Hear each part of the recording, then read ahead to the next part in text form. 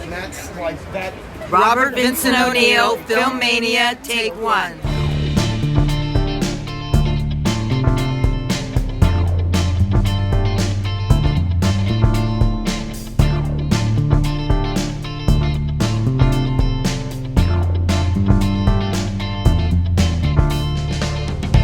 Oh, where's Robert? Robert, happy belated birthday. I'm so sorry that your munchkins could not get their shit together because I finally gave up. And I'm sorry, I jumped the boat. But anyway, I'm able to give you a big virtual birthday hug. And you've been such a big part of my life, an important part of my life. And it was such a pleasure, that experience we had together. It was really great. We all felt like we were at home with each other. And I love you. And I was talking with Jason earlier that, your passion for the art is just amazing, and you have so much energy behind that, and it's beautiful to watch. So don't lose that, just don't trip and fall. Okay. Okay, I love you. Mwah, mwah, mwah, mwah, mwah, mwah. There's Jason. There's Jason. I had to put my dog away. Oh yeah, I have a couple of them that'll start barking. Oh my God. Puppy. This puppy is just finally just adjusting finally. My puppy is like a wind-up toy. It never stops. How old's your puppy? Like 14 weeks. Oh my God, that's not very old at all. No, where's the little monster? What kind of dog is it? Oreo, come here. Come here. He's half Maltese and half Shih Tzu. Come here, Oreo. Come here. Oh my God, she's cute. Come say hi. There he is. There he is. That's Oreo. Oh my Oreo. He's so cute. Oh know. my God. Look at that face. That little belly and that face. Oh I know. Little God. King Kong. And his hair on his head, his roots are white. It's weird. Oh, I love it. It's gonna grow out more white. Yeah, his face is all white, and then the rest. Oh my! And then yeah, that's why he's an Oreo. He looks like a little gorilla. Does he bite? He's teething. So yeah. Does he bite you though? Well, he tries. Sometimes he gets excited, and then I just. What do you do to prevent him from biting you? I flick his nose. Is that what you're supposed to do? I don't know, but that's what I've. How many dogs do you have? 2? I actually have 2. That one right there, the one in the back, the blonde. Yeah. I rescued her. She's an old dog. She's 12, I think. Wow. And she's got cataracts. And when I rescued her, they didn't show a picture of her body. And I noticed, I said, how can that dog be 20 pounds? And I said to the girl, she was waiting for a dog too. I said, well, she must be awfully fat. She was so fat. She couldn't hold up her legs. She couldn't even hold her weight. So we started walking, and I'm only feeding her once a day, and pep in her step. But she's like a Chihuahua, I guess. I don't know, like Chihuahua, Cocker Spaniel. Maybe I definitely see some Chihuahua there because I had 2 Chihuahuas for like 17 years. But she's got such long hair on her tail. There she is. She's got a bushy tail. But I can.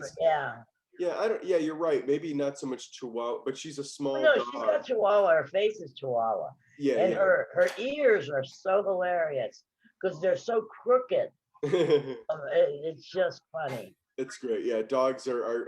It's been rough these last couple weeks just because my puppy's just been is so crazy. Eating the furniture. Yeah. You know what I mean? And I got to grab this and bring it in the other room, or she's just she loves paper. Oh God, I used to have a dog that loved paper. Yeah, if I put a napkin in my pocket, she's gonna find it and she's gonna grab toilet paper. anything. Paper towel, anything, yeah. Books. Anything. That's what I was scared about. Yeah. Autographs, she eats the cords out of the wall. You know, the lamps, she's jumping all over the tables and stuff. Oh my God. It's crazy. So where is Robert? Robert's doing pretty good. He's you know, for a 91-year-old guy. Even Andy Davis said, Robert, I can't believe how sharp your mind is. Yeah. And he's got a lot of artistic energy, and that keeps him going, I've seen him almost like fall over himself because he got so excited about something. I'm trying to collaborate on some stuff with him right now, and he gave me the script of this. You saw that play that he did, Nighthawks, did you not? Yes, I did. Yeah, I went with Stevie, I think. Yeah, and it was good, right? Didn't you like it? Yeah.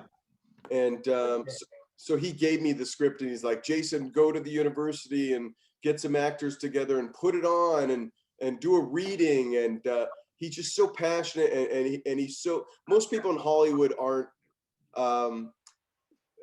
they're not giving, and he really, is a giver, and he loves the craft and appreciates the medium, and he's not, there's no ego with this guy. No. And like you said, when you were working on Angel, he really is a caring person on and off the set. Oh yeah.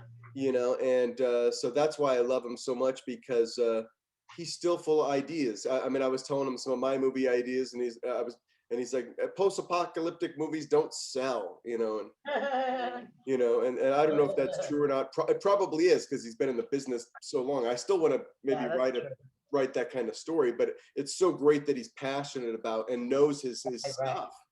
Right. Hey, Donna, if I know he's an older gentleman now, but if Robert decided one last time at 91 years old to make another film, would you be in the film? Oh hell yeah. Oh yeah. Yeah, of course. And that's what I was going to say also, is like, you've done Why, so many... has he got something up his sleeve? You never know with this guy. I was just going to say, and you've done so many legendary films. Where does Angel stack up in that? Angel is pretty up there. Jaws 2 and Angel are the top two. And then there's stuff like The Incredible Hulk and Schizoid, and then there's still some fans from Hello Larry, from Norman Lear. But Angel's right up there. Angel and Jaws 2. It's like at the top of the heap. Is I was just gonna say, I don't know if we can bring Stevie Zambrano into the but before you do, can you just, before you unmute him or whatever, can you just talk about Stevie, how he came into your life, and why he is the #1 Angel fan in the world? Well, I didn't know that, but Stevie I met a long time ago when I was doing Hello Larry. I believe that was the time. And I used to get fan mail, and they would give it to me after they went through it. And then, I don't know, one night, for some reason, I read a couple, and there was Stevie's fan mail, and he was like a young kid living on an army base, and he wanted to do this, but his dad wanted him to do that, and he gave me his phone number, and I don't know why, but I got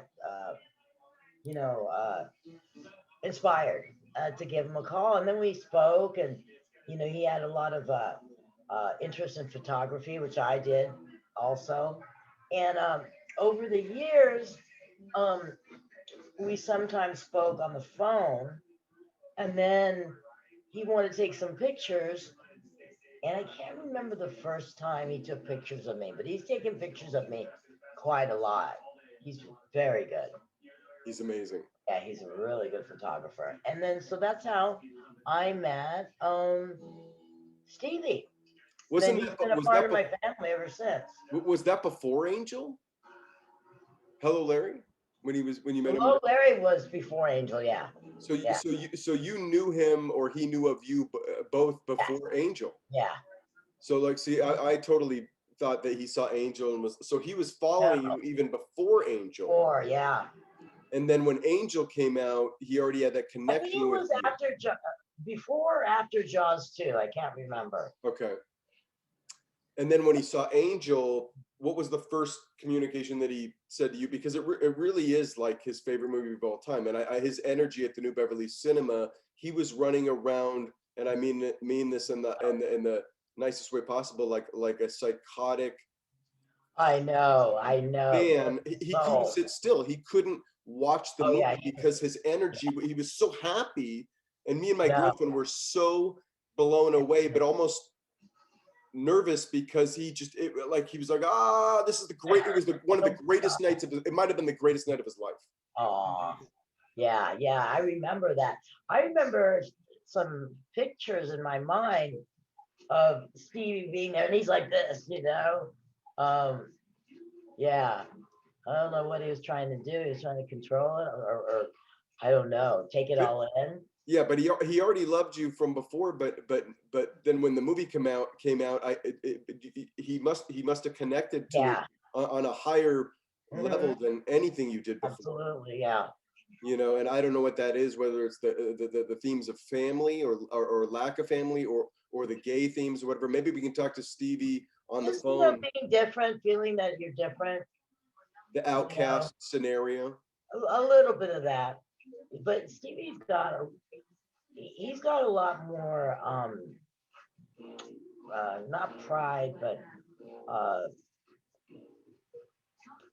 he knows he can do a lot of incredible things, I just think the film anyone could connect to the film because there's so many things to connect to, family and your character, especially like the morality with your character not wanting to do these things in this place where you're supposed to do these things. Yeah, where you had to. Yeah, and the loyalty to your mom and the loyalty to the people that you live on, your makeshift family on the street. It truly is a beautiful, despite there being rape and crazy shit in the movie. It's kind of reminds me of Wizard and Oz when they go down Hollywood Boulevard. I don't know who is who, but I just you're Dorothy, and Joe Calla showed that poster the other day. Oh, really? The one with you guys, skipping down.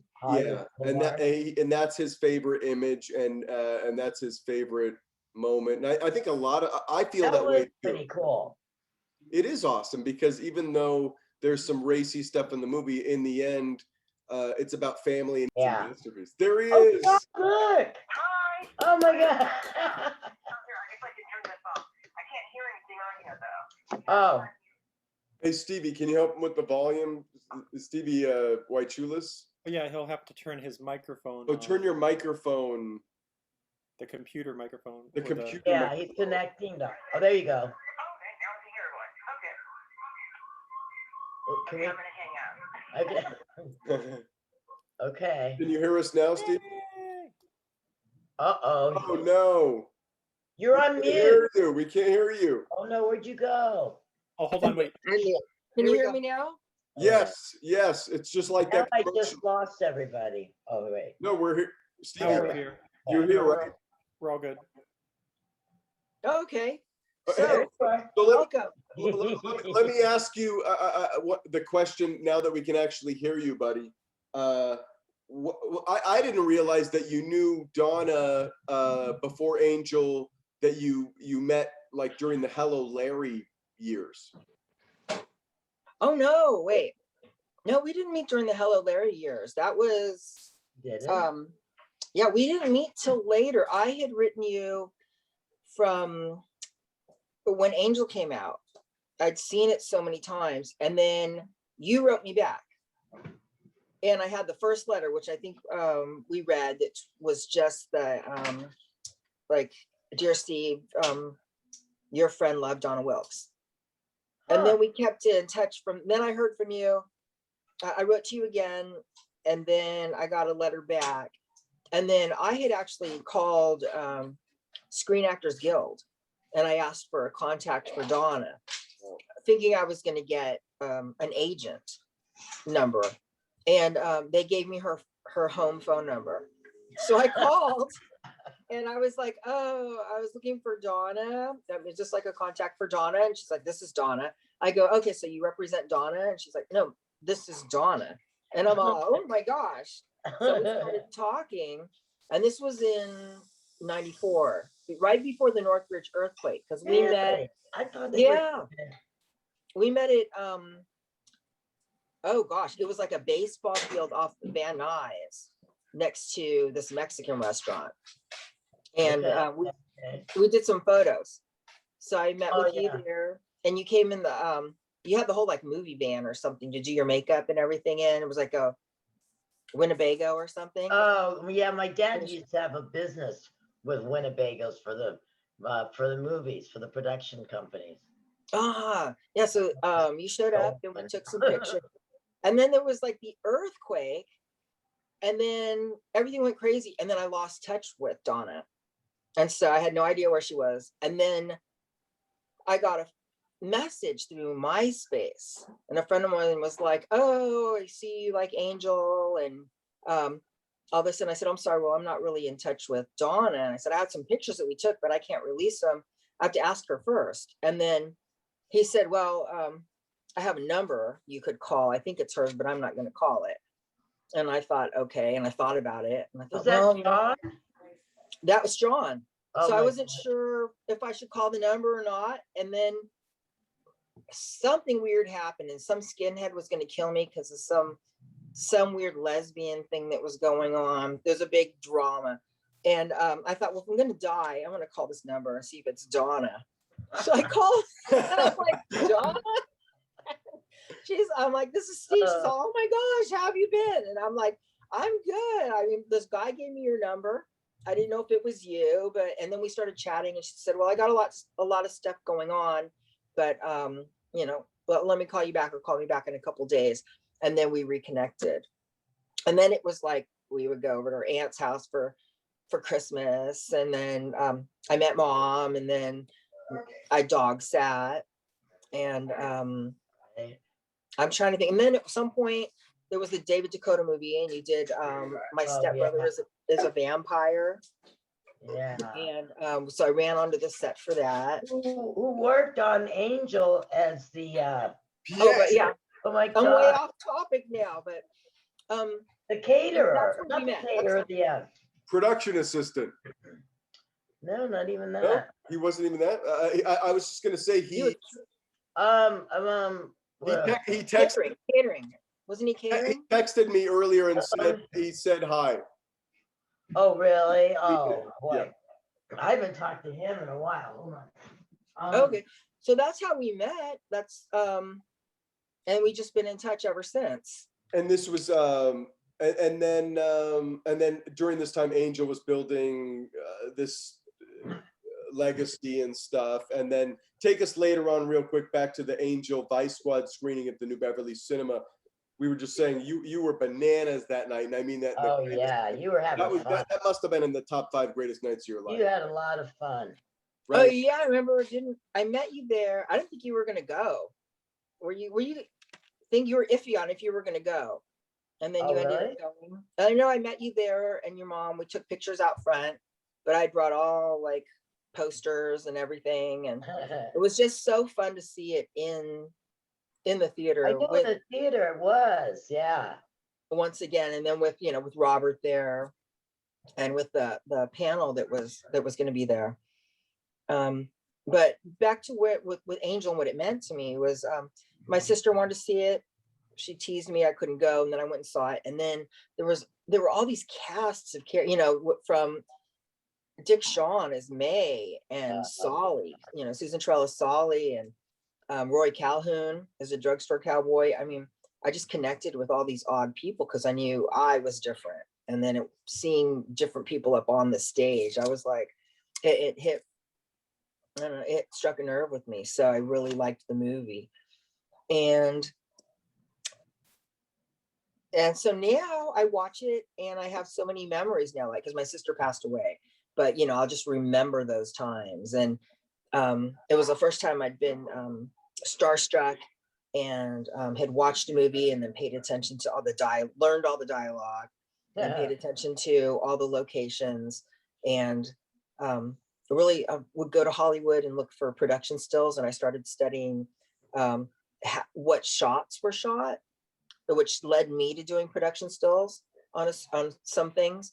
But it was all a learning process, and then getting to meet everybody. And by the time I met Robert, I didn't really get to like pick his brain on filmmaking, but I wanted to. If I had the money, I would have gone to film school. Angel would have been the movie that influenced me to go to film school and make movies.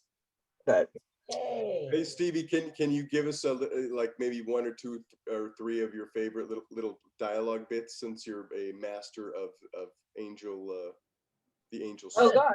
Well, my favorite is the are kids watching this? Do I have to beat myself out? No, this is Grindhouse. This is the Grindcast.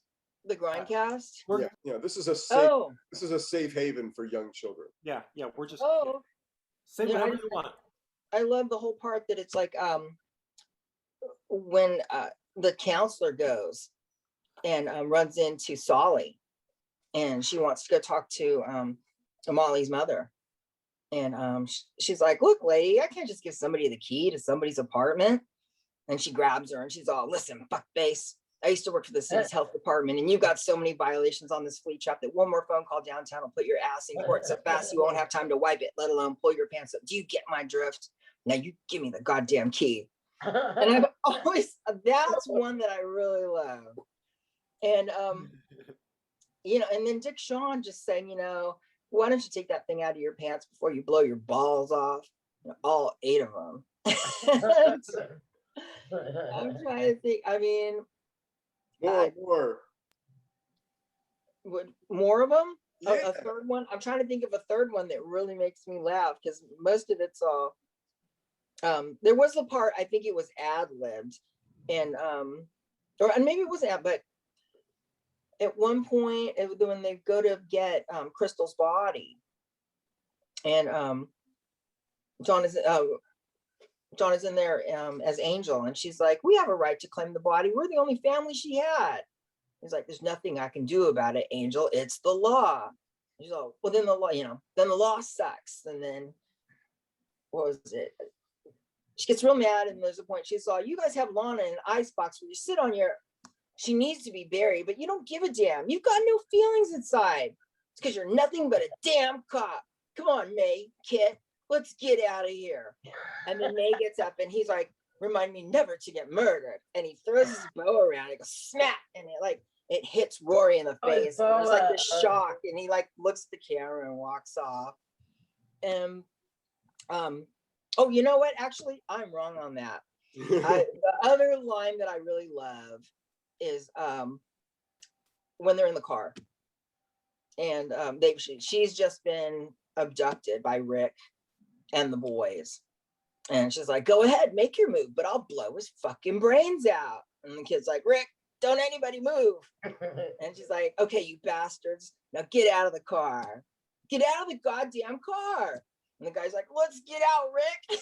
And he's like, she's bluffing. And she's like, oh yeah. And then she like shoots the window, and everybody runs out, and she's got that great line. And she comes out running up, and she goes, look me up again, Rick, when you're toilet trained, and just saunters off. There's just all these great movie like moments in there. Robert Vincent O'Neil, he's such, and Joe Calla, they wrote such a great script. Stevie, can you really quick just sort of like wish Robert sort of a quick little message of hey Robert, sort of like you're looking at the camera just saying how much this movie happy birthday. Yes, Robert, I wasn't able to be there. I wanted to wish you a very, very happy 90th birthday, and we're sorry we're not here live with you, but I did leave you a message. And I just love all the movies that you've done that I've seen, and you've really inspired me, and I've enjoyed them like over the years. Angels, Vice Squad, I've watched these movies over and over and laughed, and they just never really got old for me. And I loved the play when we got to go see Nighthawks. I wish it had gone more. I've made friends. I mean, I met Donna and became friends. I ran into Susan Terrell, became great friends. And you know, went to her parties, and I think that's a great thing. And now I've met Jason, who's doing this whole Masters of the Grind documentary. Stevie, who's like editing stuff. I haven't even gotten to see anything that Stevie's done, but I'm so curious. So you've really opened the door for a lot of really cool relationships to open up, and artistic relationships. And I want to thank you for that, just for being you and doing your art. And I don't, you know, unwillingly, you were able to influence people. And Angel's become such a cult hit that it's going to keep doing that. So I don't know all the stories, but happy birthday. And I hope to see you again. And you have a wonderful day and year. And I don't know, who knows, 5, 10, 50. This question's just is for the both of you guys, and you guys both sort of answered it in the documentary, but the why can you tell us, and you sort of answered it already, but tell us why Angel means so much to the gay community and why they connect to it so much. Because I think it made them feel at home. I think it made them feel not judged. You know, I mean, we just all helped each other. We all loved each other. There was no, you know, unless Sully was, you know, screaming, "I've got 8 balls" or whatever she was doing. You know, I mean, you would know with Dick Shawn, but yeah, we were just a family, and that's what people yearn for. You know, just people to love them for whatever, you know, they are, and gave courage for people to do that.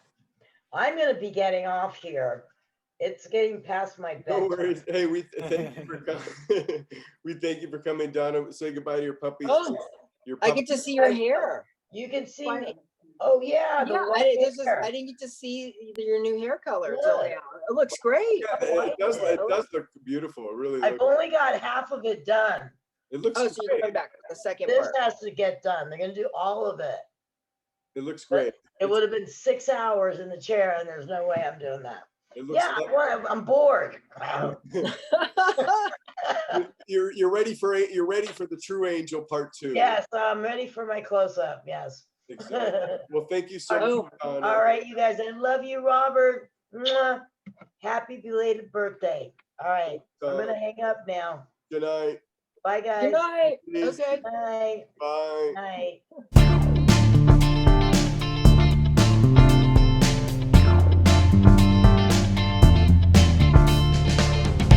I didn't realize it when I watched the movie, but there were so many amazing actors from, you know, Rory Calhoun, who'd done so many things, and Dick Shawn, who was in a Mad, all kinds of stuff. I had no idea. Wasn't he also in the producers? Yeah.